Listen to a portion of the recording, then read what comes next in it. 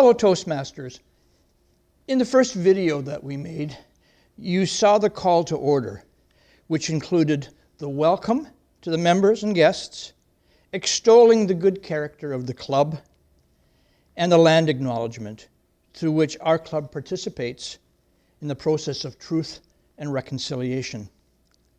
The reminder to turn off cell phones, and finally, the transfer of control of the meeting to the chair. The second half is a second abbreviated version of the first half call to order.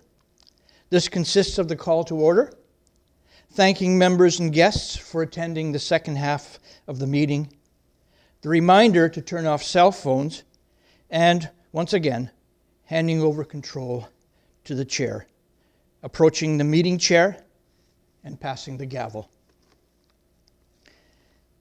At this time, we continue to have one monthly Zoom meeting. The Zoom meeting call to order, first and second half, are essentially the same as for in the in-person meetings. However, there is no passing of the gavel, and instead of asking for cell phones to be turned off, members and guests are asked to put themselves on mute when not speaking and to unmute themselves when it is their turn to speak. As a matter of practice, at Burrard meetings, the Sergeant at Arms is the first person to speak and therefore is responsible for setting the tone of the meeting. To prevent disruptions, the Sergeant at Arms sits near the door to intercept latecomers and ask them to wait. Then, at an appropriate time during the meeting, direct them to a seat. The gavel is an important tool. There are established rules for its proper use. In other words, gavel taps. One tap, this is the chair, is for adjournment or to end a session. Two taps, the Sergeant at Arms, for calling the meeting to order. Three taps, the chair or the Toastmaster signals members and guests to stand. For example, at a toast at one of our banquets. Multiple rapid taps, that's to restore order if there are unruly people in the room. The gavel embodies control of the meeting, and transfer of control. In the first video, you saw me approach the chair. I would say, depending on the chair, either Mr. or Madam Chair, the meeting is to order, then pass the gavel, effectively transferring control of the meeting to the meeting chair. The Sergeant at Arms also has pre-meeting duties. Arrive at least 30 minutes before the meeting starts. You will ensure that there are enough tables and chairs. Set up the club banner, the timing device, put out agendas, feedback forms, table topics, and best evaluation ribbons.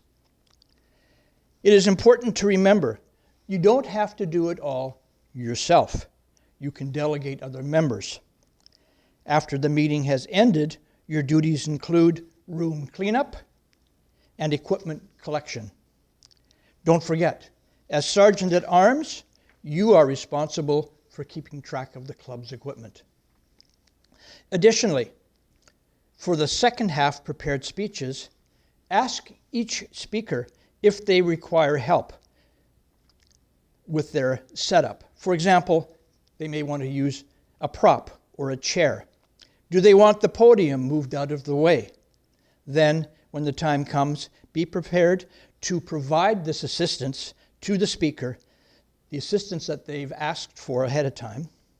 The podium can be put back in place later, should it be required. You will be asked to perform Sergeant-at-Arms duties during club speech contests. For information on this, you can Google Toastmasters Sergeant-at-Arms speech contest duties. Visit the meeting rules page on our website for additional information regarding your duties. Of course, if they are available, you could always ask a previous Sergeant-at-Arms for suggestions or advice. In conclusion, fellow Toastmasters, the basics presented in this video will help you step into the role of Sergeant-at-Arms with confidence. The role of Sergeant-at-Arms is a work in progress, and with each passing meeting, you will become more proficient in the carrying out of your duties. Yours is a pivotal role, for you create the first impression, and you uphold the high standards that are the hallmark of a Burrard Toastmasters meeting. Congratulations on becoming the Sergeant-at-Arms for Vancouver's leading business-oriented public speaking club, Burrard Toastmasters.